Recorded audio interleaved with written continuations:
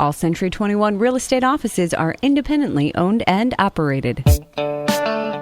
Hi, I'm Jackie Ruddy, broker of Century 21 Jack Ruddy Real Estate. Welcome to the Real Estate Roundtable on 94.3 FM The Talker. I'm here with my co-host, fellow realtor and husband, Pat Devaney. Good morning, Jackie. How are you today? How am I? Oh, I haven't seen you like in a minute or two. Terrific. I am terrific today. How are you? Lovely. Okay. First time we saw each other all day, right? We do not have a special guest today. Yours truly, Pat. Possibly DC, our producer, will chime in. Oh, sure. I'll be here. Okay. So we're going to talk about real estate, everything that's going on in real estate. And there's a lot going on. And there's a lot going on. We're here every Saturday at 11 a.m., Sunday at 11:30 a.m. We discuss everything real estate. We have an exceptional real estate office with many experienced realtors who have been listing, selling, and appraising for 50 years. And this is the one and only Real Estate Roundtable? This is the one and only. And the original? And the original. Okay. All right. During the week, feel free to email us with any questions you have at questions@jruddy.com. That's questions@jruddy.com. Or you can give us a call at 570-344-6724. And when you go to jruddy.com, click on the webcam tab. There's a webcam. We have looking at Dunmore Corners. We get thousands of hits a month. And what about the podcast? They're all there on that page, too. The podcast, their radio shows on jruddy.com, mobile-friendly jruddy.com. Just go there. All the apps, you click it, takes you right to the show. And if you are using your favorite app on your phone, you just search for the Real Estate Roundtable with Jackie Ruddy, and you should see us come up there. Also, you can subscribe and give us a rating if you so choose. Look us up on all social media sites, many of them, not all. Facebook, Twitter, LinkedIn, YouTube, Pinterest, etc. Instagram, too. Okay. All right. So what are we talking about? Oh, and view our listings. Search the that's MLS right. listings by going to jruddy.com. JRUDDY.com. Did I mention mobile friendly? Yes. Okay. Very good. Well, I have to give a shout out to some people that have contacted us, in recent months. One of them is going to be a guest on our show in the near future. And we appreciate that because it's going to be some good information that we're going to get out there that we've never really tackled before. Also, I've received some anonymous letters in the mail. Really? Yes, I have. And were they like with the little news clippings, the different words taped onto the page? No, it's anonymous, but it's handwritten very beautifully. And they start off by saying that we have enjoyed your radio show. So I always like to hear that. And then I continue reading because if it was hostile, I think I would just shred it. It's a setup. No. They just, over the past 20 years, they have an idea for the show. So over the past 20 years, they have recognized a massive invasion into the Scranton, Wilkes-Barre, Hazleton areas from New York and Jersey. You know what?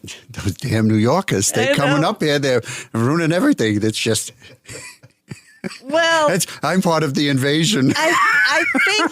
And I'm the one guy that came up from Philly in 1997. There you go. One guy. Yeah, I came up in the 90s also. Well, I actually came up here in the 80s, but go ahead. I'm sorry. So you came in before it became chic. Sure. Yeah. Yes. Okay. I started coming up... Go ahead. I started coming up here in the 70s. My friend Bobby and Regina, they have... father had a house up on Goose Pond Road, and we were kids. We would go up there. We'd go down to the lake. We'd go shooting. It was great. So in the 80s, I continued to come up here, and I bought something up in the Poconos. And then I met people in Scranton. I went to the station. I used to hang out with different people. And I got introduced to this beautiful girl. She had long hair. She worked at Cooper's. She walked in, and I said, oh, my God. I said, Maria Fox. I said, who's that? She goes, that's Jackie Ruddy. She goes, let me introduce you to her. And the rest is history. The rest is history. So that's how this invader got here.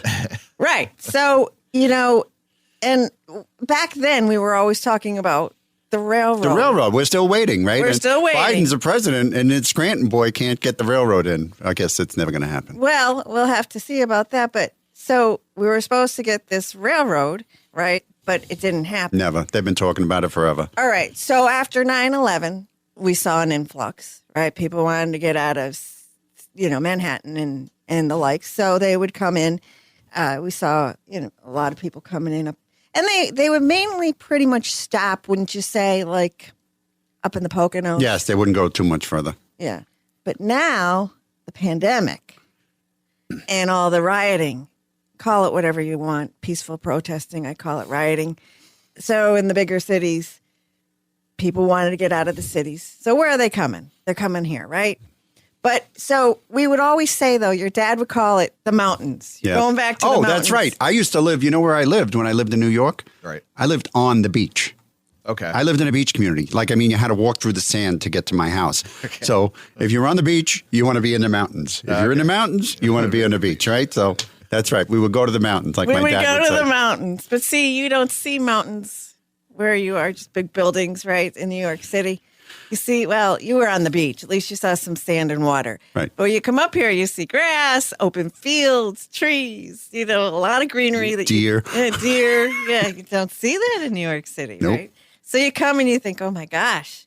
So people like to stay here. Now, since remote work has taken off, people can go anywhere, work from anywhere. They don't have to be so close to their jobs anymore. A lot of companies are rethinking and sort of formulating their whole workforce and being like, okay, well, we found out this work from home thing is actually working really well for our most of our employees. I worked from home for 10 years. I didn't really enjoy it too much, but and they also realize they can cut a lot of costs by not having office space. That's right, like that. So hey, stay home and work. Right, so right. But they're seeing that productivity might be on the decline. There is that. Right. Yeah. So when we were shut down, when our governor shut down real estate and declared it non-essential. Housing is non-essential. Right, sure. Right? People don't need houses. No, right? not at all. Don't need anything, a roof over their head. So we were shut down for 2 full months. And because I owned the building, I was allowed to go in, check the furnace periodically. I couldn't go there every day, 10 hours a day like I was accustomed to before that.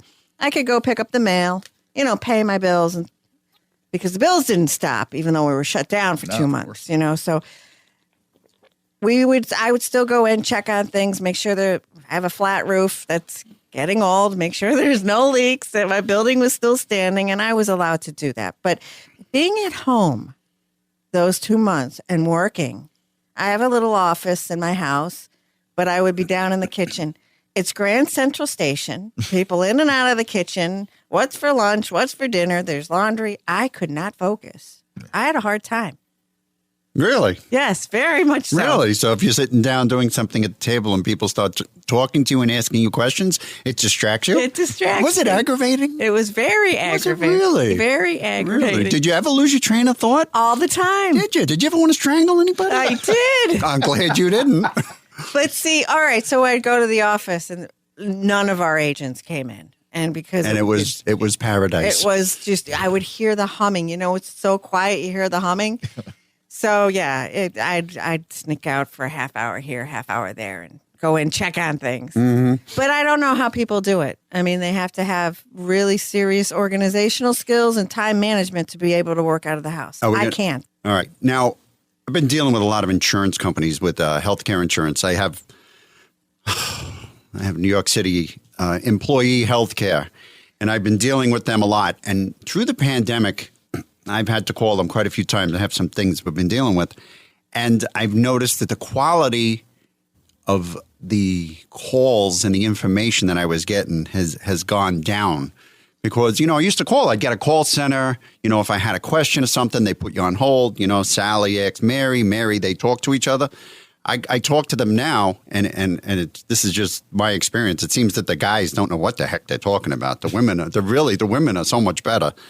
But they seem lost. They seem, I'll have to get back to you. You never hear from anybody. No, you never hear from anybody. Or you get wrong information. So you lose a lot of that quality. You can just ask the person next to you for some information or advice. So go ahead. Well, I find that I have to have the setting, the work environment to be able to. I deal with a lot of distractions at my office, of course. Everybody does, right? So unless I sit in a box by myself or my car, and then the phone rings, right? So, but I need that place because I get too distracted at home. And I think there has to be, for me, there has to be a separation for my mental health too. Yep. Right? I agree. But there's a What? lot. How many for separation are you talking? Like 100 miles? But there's You want me to people go that back to New York? there's No. people that love it, and they'll stay doing it, and if they love it and it works for them, great. Didn't work for me, but I think that we're going to see as much as that pendulum swing. They talk about severely here, severely there.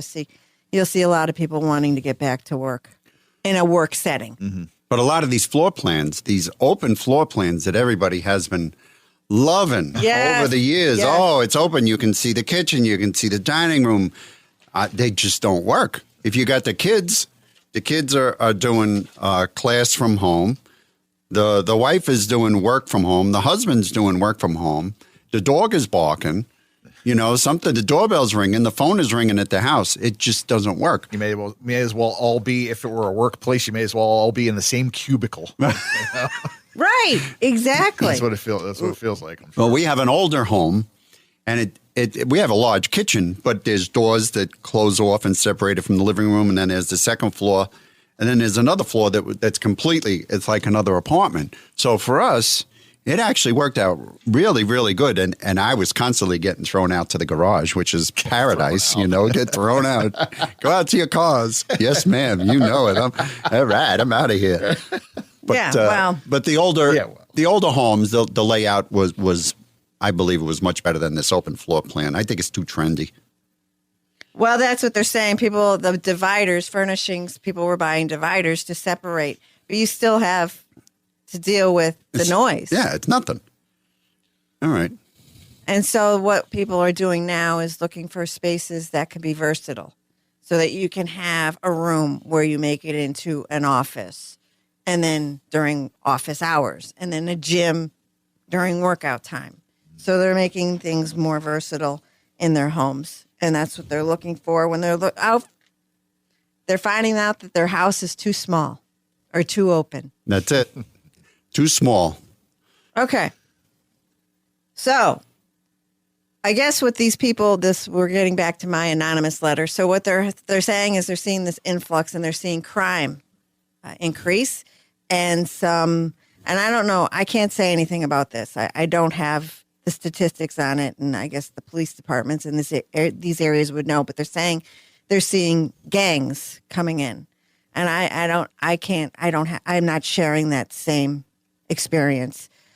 So they're saying that the only place in Scranton right now that seems to be immune from this influx of crime and gangs is Greenridge. And so I'm wondering if these people are from maybe Greenridge, that they say that it's still a safe, secure, serene environment. But they'd like us to do a radio show on this.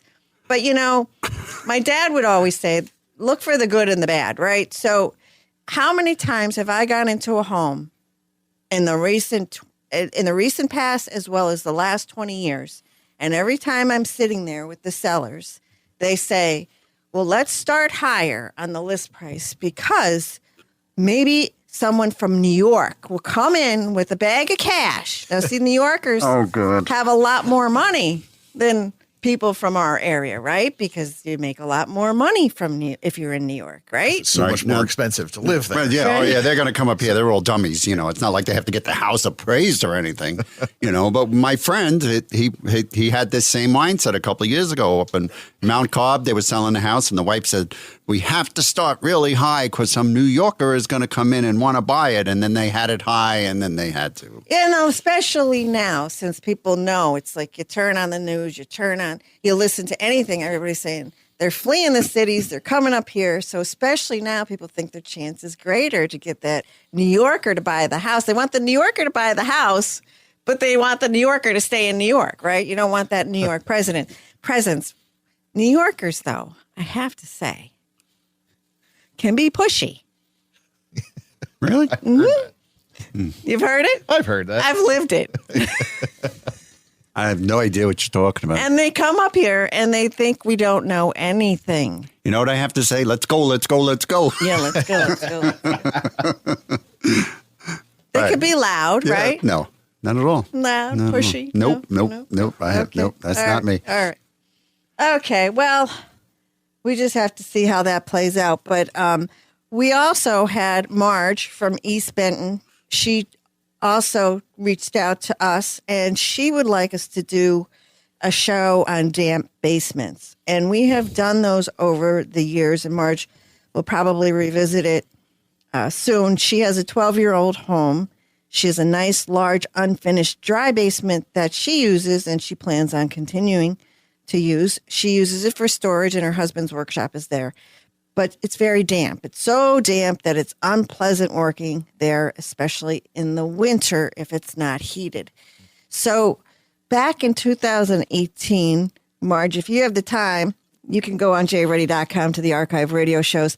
In November of 2018, we did some shows about a product that UGL sells. And I'm not saying that this is the answer for you because I'm not a contractor and I certainly don't install B-dry systems and I don't know anything about wet basements other than having guests on here and talking about it. But they sell a product that, and it's also a TV commercial. Well, they seal it. They seal the basement. It's probably also a ventilation problem. Lots of times we went through this. We went through all of this. You know, people put a dehumidifier down there and then they just run it. They keep circulating the old stale air with the mold in it or whatever. There's new systems that actually pull in fresh air and expel the moist, damp air. So there's probably there's solutions. There is solutions. And Tony Marciano is a fabulous contractor regarding Right, he does the basements. This type of situation. So there are professionals that can probably come out, look at your situation and guide you and advise you in that area. So good luck with that, Marge. So we do appreciate when people reach out to us, and I like to give a shout out and say hello and thanks for listening. And we hope that we continue to provide useful information. Someone else, Eileen from Long Island. I wonder who that is. Yeah, she reached out to us and she wants to know more about the Scranton, Dunmore area. If she was looking to move, what's the history of our area? She thinks it's mining. It is mining. It is. And it was steel ore, so there's railroads. There's a lot of history up here. Are there historic homes? In the hill section, seems like every home is historic. And what is the entertainment, dining, brewery situation up here? Lots of good food. Oh, lots and lots of good food. We're very blessed with a lot of good restaurants up here. Greek, Brazilian, Mexican, Chinese, Italian, tons of Italian is offered. Lebanese, Indian, kosher. We have it all. Yeah. Can't complain. It's all here. You got to find it, though. Yeah, it's a little driving. You know, it's not like a walk down the street and 2 blocks, 3 blocks, and you got to do a little driving around the area, but it's a nice drive. Very nice. It's fine. Okay. Why do people like Northeast PA? Our cost of living obviously is consistently lower than. Well, I really like from November to January, it's cloudy. All right, and freezing. And freezing and cloudy. Yeah, that's my favorite. Yeah, it makes it's put me on suicide watching those 2 months. It's terrible. She wants to know about TV shows and movies that have been filmed here. I don't know. Hit me. All right. So,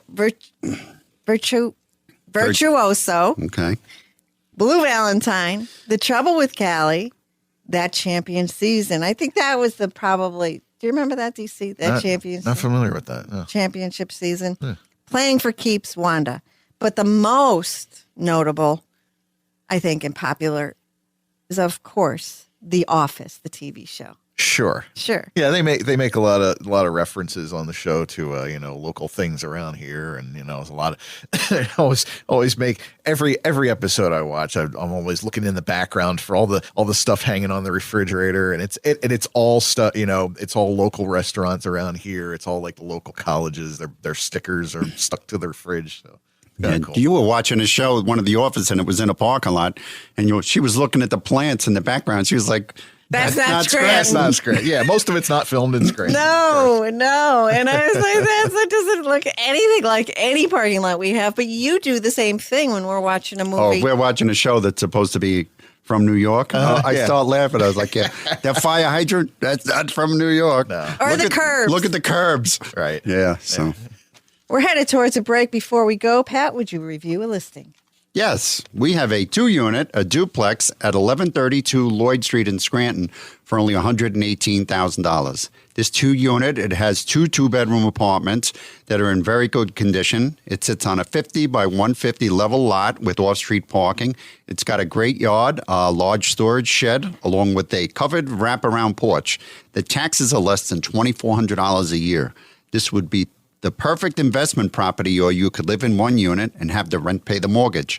That's a duplex with 2 2-bedroom apartments at 1132 Lloyd Street in Scranton for $118,000, and that's listed by Liz Vaccaro of our office. Okay, we welcome a new agent, Carrie Thompson, to our office. She is a former resident of the Manuka section of Scranton, and she currently resides in Dunmore with her husband.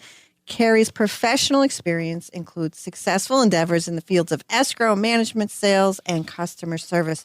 She is dedicated to providing her clients with a high-end customer-focused experience. She simply wants her clients to enjoy the process of purchasing or selling their property with a positive win-end in the end. We are very happy she has decided to join our team, and we look forward to a very successful relationships. That's Carrie Thompson, and you can check out Carrie at carriethompsonagent.com. Stay with the Real Estate Roundtable with Century 21 Jack Ruddy Real Estate on 94.3 FM. The Talker. We'll be right back. The talented team of professionals at Century 21 Jack Ruddy Real Estate. They're not just real estate agents, they're agents of change. They're on a never-ending quest for the best for you and your family. They can help you find precisely what you want at this time in your life. A computer, a website, an app, and a listing by itself can't do that. They're obsessed with better and deliver extraordinary, embracing the what if, not just the what's been done before, with a level of accountability and honesty not found anywhere else in the real estate industry. Don't settle for average, okay, or just all right. This change in your life is monumental, and there's only one Century 21 Jack Ruddy Real Estate that will help you rock that change. Call 570-344-6724 and visit jruddy.com, JRUDDY.com. Each Century 21 office is independently owned and operated. Thanks for tuning into the Real Estate Roundtable with Century 21 Jack Ruddy Real Estate on 94.3 FM. The Talker. I'm Jackie Ruddy, broker, and with Pat Devaney, my husband, fellow realtor. Am I talking fast enough? Yeah. Yes, you are. Oh, my goodness. Did you have a Red Bull or something? Well, on break, I was told I wasn't talking fast enough. You got a tough crowd in here. I know. Oh, man. I have to call in somebody to fix it. One. Let's revisit Eileen's questions about Scranton. She wants to learn some more about Scranton, considering maybe a move here in the not too distant future. So we want to tell her all about it. Scranton is the 6th largest city in the Commonwealth. What's the population? Little above 76,000. 76,000. 76,380 last time I checked. And, you know, in its heyday, what it was? About 140. 143,000. So it's about half of what it was. Half. I bet you didn't know the city's nickname is Electric City. I saw that because it's got a big sign downtown. Yes. And why is it called the Electric City? It began when electric lights were introduced in 1880 at the Dixon Manufacturing Company. And then 6 years later, we ran trolleys in the city, so it became known as the Electric City. Nice. Mm-hmm. All right. Okay. That's in Lackawanna County, right? So Lackawanna County's population is 209,000. Wow, I didn't know that. Luzerne County's 317,000. Wayne County's 51,000. Pike is 55,000. And there are about little less than 29,000 households in the city of Scranton. Wow. Landmarks and attractions for one to What do I like? enjoy. What do I like? What do you like? I like Steamtown. I know you love Steamtown. We used to take Patrick when he was little after Montessori. We'd go down because we get a discount. We get there for the last half hour. Yeah, Steamtown's fun. And then they have the trolley. Trolley Museum is right next to it. Very, very nice. You can go on a nice trolley ride up to Montage. Really nice. And then right down in that area, there's the Scranton Iron Furnaces because before anthracite coal, we were known for iron production. Right. We have those iron furnaces. So, and we have an Everhart Museum that has the natural history, science, and art exhibits. That Naog Park was designed by a gentleman named Frederick Law Olenstead, and he also designed Central Park. Oh, wow. Yeah, fascinating, right? No kidding. Yes, he's known as the father of American landscape architecture.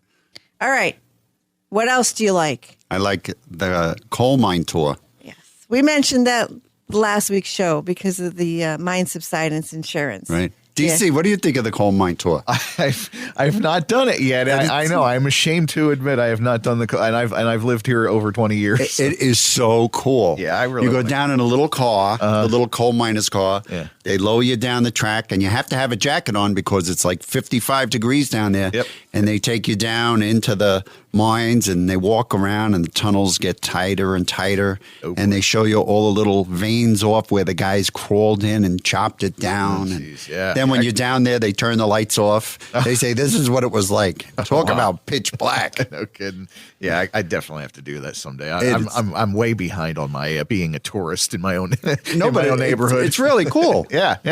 Yeah, it is. It's a lot of fun. Yeah. I didn't see that. I was never there. Now, some schools do it. They take the kids on They trips. Yeah? take, yes. And I never went to a school that did that, but I think it's a great day out with Who did you go there with? you. Oh, You took me there. It's in my backyard. I was never there before. when we were dating. Yeah, when we were dating, long time ago. All right. So we have a lot of events in the area that bring in people from other areas, right? So they have the La Festa Italiano. Yeah, that's a good one. That's that Italiana. That is the 3-day Italian festival down at the Courthouse Square, usually around Labor Day. I hope They have it. they have it this year because that's a lot of fun.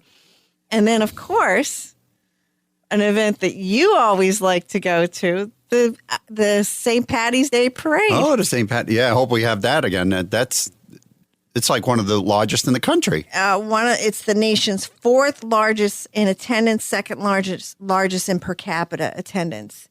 So I really never realized that until you were bringing up. Yeah, we were the guests of honor in March 2002 after September 11th. We brought up a bunch of guys from the New York City Fire Department, and they honored the guys who were killed. And then every year after that, we brought them up, and I think eventually they got thrown out of town, but that's okay. Well, they get a little they out of did good. control. Yeah, they did but good. they always look forward to that. They had so much fun up there. Yeah, they right? did. Everybody said Scranton's a great town. Right. So then we have, of course, the pavilion up on Montage Mountain, concerts, and they attract some big names. So we have a lot going on here. We saw Tony Bennett up there because we're rocking people, right? Yeah. That was fun. And of course, we have the baseball, Rail Riders, and That Splash Mountain up there. Scranton Eagles, and skiing, and so there's something for everybody, and it just depends on the season, right? Yep. So we have a lot that can attract people to our area. Lots of colleges and universities, 5 of them, and lots of hospitals. Lots of car shows. And lots of car shows, antique cars. Pat, would you like to review a listing? Yes, we have a 5-bedroom, 4-bath home at 911 Clay Avenue in Scranton for $450,000. This 3,300 square foot home sits on an 80 by 60 double lot in the historic Hills section of Scranton. It's only blocks from Regional Hospital and the Moses Taylor. This beautiful home has high 10-foot ceilings, beautiful hardwood floors, natural woodwork, along with all new electrical, plumbing, roofing, windows, and insulation. This home, it's got a lower level. It's a walkout with the potential to be an in-law suite. There's also a fireplace and plenty of off-street parking. So if you're looking for a large home in the historic Hills section of Scranton, take a look at this 5-bedroom, 4-bath home at 911 Clay Avenue for $450,000, and that's listed by Gail Lewis of our office. Remember to tune in next Saturday at 11 a.m. and Sunday at 11:30 a.m. to listen to more of the Real Estate Roundtable with Century 21 Jack Ruddy Real Estate on 94.3 The Talker.